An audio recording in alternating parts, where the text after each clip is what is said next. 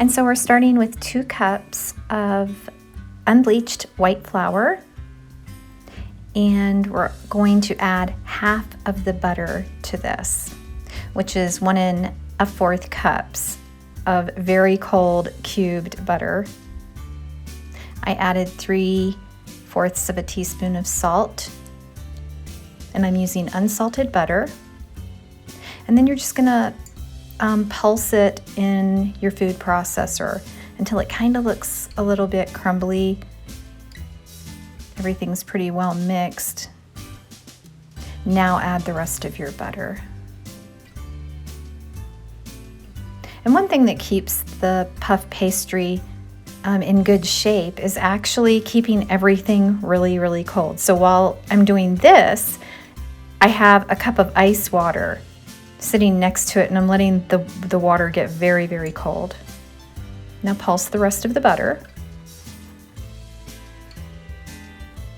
That almost looks just about done.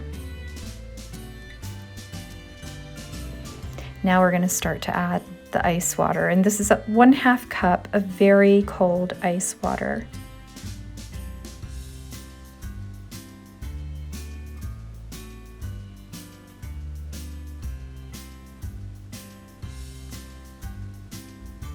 And maybe you'll add a little bit more than 1/2 cup, maybe a little bit less. Just keep an eye on it as it comes together. It's almost like pie crust. You can see it's kind of starting to really come together. You try not to over pulse it. Just as it starts to come together,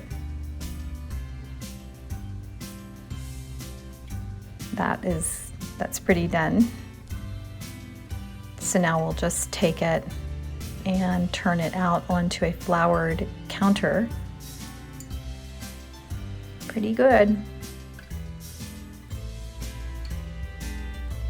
So we have a floured counter. We'll just turn it out onto there, and I'm going to make about an 11 by 17 rectangle. This was a little bit, when I was rolling it, I made it a little bit thinner than what I normally do because I was making pizza with it. So we were making a puff pastry pizza. So it's a little bit thinner. Of course, it'll be more layery and puffy if you don't make it as thin. So you just kind of bring it together and get it into a nice ball. There we go. And you'll just roll this out into an 11 by 17. About that. It depends what you're doing. You know, roll it into a rectangle. And it's very soft. It was great to work with. I love making puff pastry. And so you can use this for any type of filling. Appetizers, breakfast. And then you're just going to fold it. And again, I was making pizza, so mine was a little bit thinner. And again, keeping everything chilled. The counter really has to stay floured almost continually.